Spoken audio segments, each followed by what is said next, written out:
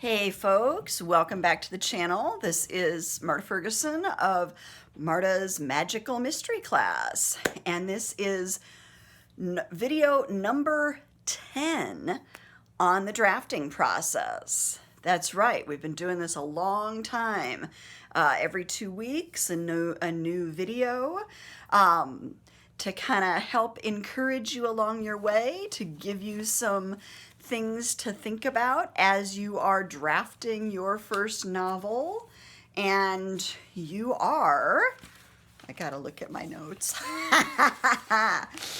If you've been keeping up with the videos, watching them approximately every 2 weeks, whether because you're a subscriber or because you're watching them on your own, you may be as far as 45,000 words. Oh my gosh! Oh my gosh! 45,000 words is huge. That's a really lot of words.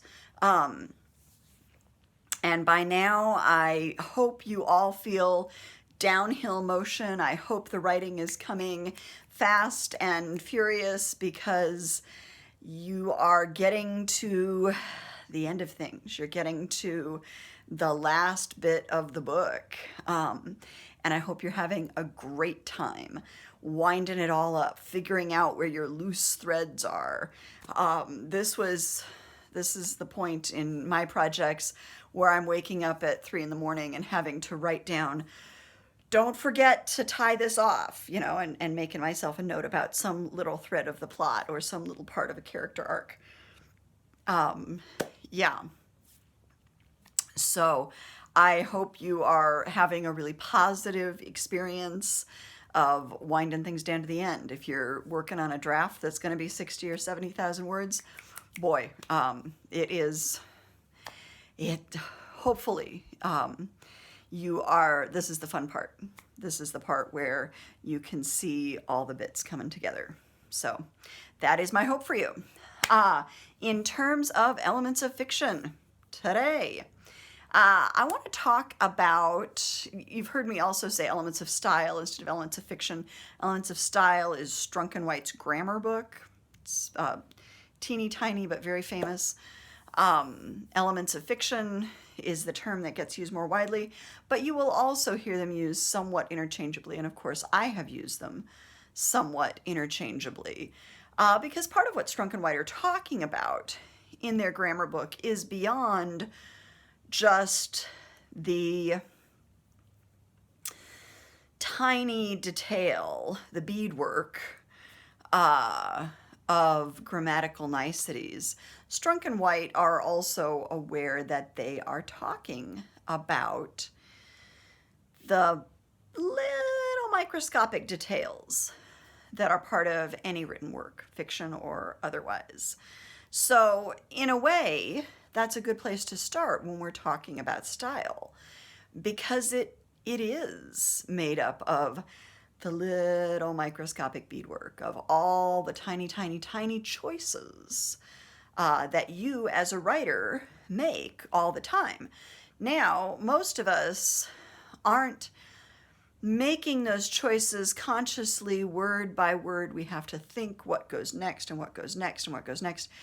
We're tending, if you've made it through 45,000 words, my hope is that you're tending to just kind of rush out sentences or paragraphs. You're just kind of tripping over your own fingers, hopefully. Oh yeah, I need to say brrr, and you're just letting that work kind of flow.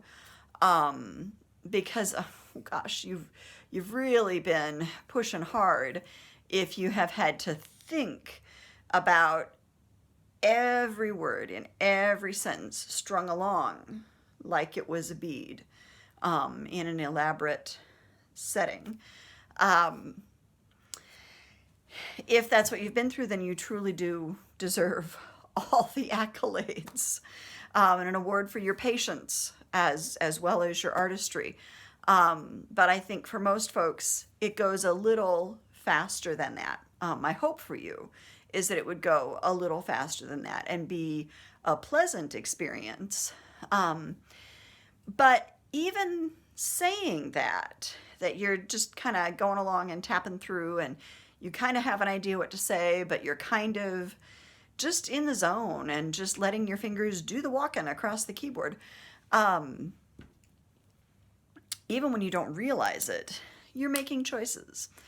And certainly when you go back and edit, and we will talk about this in the editing videos, you are magnifying those choices or you are minimizing those choices. You are, for example, in terms of your sentence length and variety. If your native writing style tends to be kind of short, burst, journalistic, fragmented, then in revision, you want to help shape that in a more consistent way. Maybe you want to add in a little variance, the occasional longer sentence, just to keep the rhythm of the prose interesting, okay? That's a stylistic choice. Maybe the vocabulary that you're using is very old-fashioned, very reminiscent of Agatha Christie herself. That sort of old British, that leisurely prose that lets us kind of think through, how could this mystery have been, how could this murder have been accomplished? How could this mystery be solved? Where the pacing is there. It is a mystery. It can't go super slow. But there's also a space for contemplation and reflection. And the language itself and the way that the language is rolled out gives us space for that kind of contemplation and reflection. Those vocabulary choices are part of style. So as we get, those are just the tiny, tiny things. How you handle your punctuation, tiny, tiny thing, is part of style. So if we step back a little bit, I think you're probably getting the idea that there are these little microscopic things that we all do that make up part of our style as writers. But if you step back, you can also see that your style is also about how you relate as the author to your characters. You like your characters, you have a kind of warmth amongst them. They like each other. They're people the readers are going to like. Or, they're kind of hard-edged.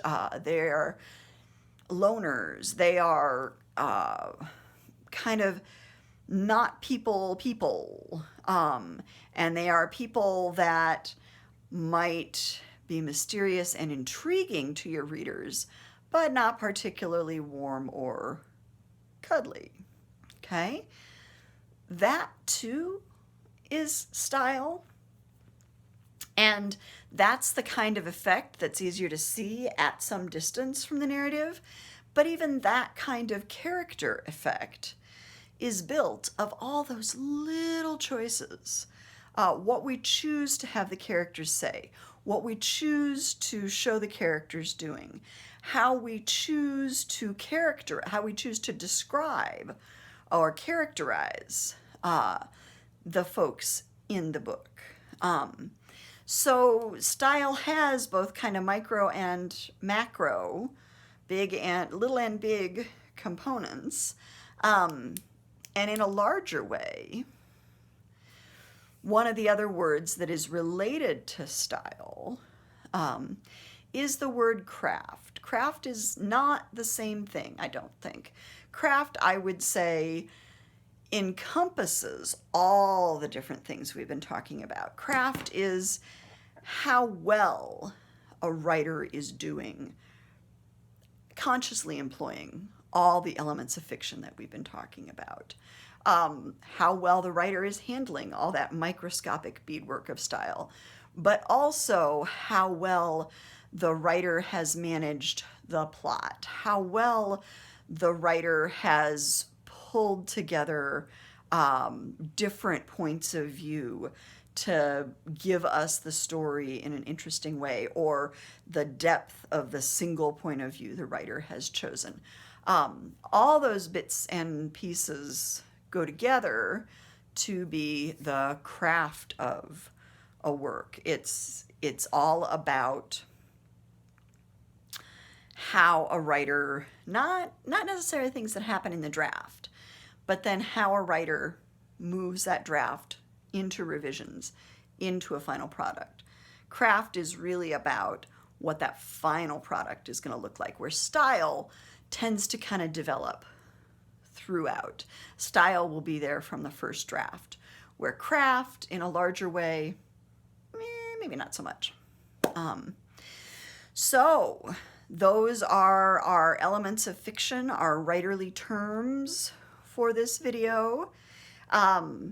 The review I have for you is fantastic. I've been looking at some of my older reviews and I realized I get stuck on an adjective for the day and then I stay with that adjective, so I'm going to try not to do that today. But clearly if I did, today's word would be fantastic. I do try to be very careful in these reviews not to give you all spoilers, because I hate spoilers. I want to be able to experience the book as the book. I want to know enough about it to know if this is something that would interest me, but I don't want to know so much about it that I don't get to meet the book on my own terms. So I have tried to provide reviews that let you know a little of what happens, a sketch of the plot, a feel for the characters, maybe for the author's style or level of craft. But I try to stay out of anything too specific because I want you all to be able to meet these books on your own terms. Because anything I've reviewed, man, I won't review anything I don't like, because what's the point? At least not here on the channels. I mean, I have, for reasons, occasionally reviewed things on Amazon or Goodreads that I wasn't crazy about. But here on the channels, I'm not going to waste my time or yours chewing up a book that just didn't do it for me. So, yeah, you'll also may be noticing a lot of my reviews are positive. My reviews are lots of positive. Well, that's why, because I'm not going to waste my time on something that I don't think is worth reading. So, this week's recommendation, Abby Collette's A Deadly Inside Scoop. Again, consulting my notes, I'm trying to see if she's got a title for the series yet. Yes, they are the Ice Cream Parlor Mysteries. This was so much fun. I've got the second one ordered already, and I've pre-ordered the third, because these are characters. This is a storyline I want to spend more time in. In fact, let me see if I can pull up the cover for you. They really are fun. Okay, maybe. Kindle is loading. Maybe, possibly. Maybe not. Maybe not. So I will tell you,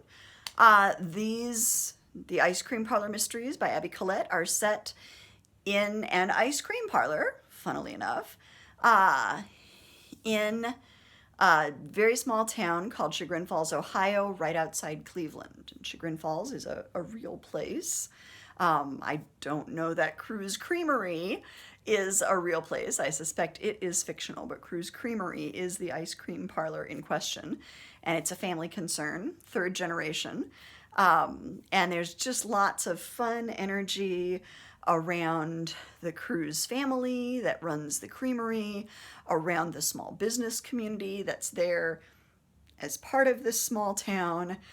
We get to meet Bronwyn Cruz, who is our amateur sleuther, and her friends. We get to know Pop Pop, who is Bronwyn's 80-year-old grandfather.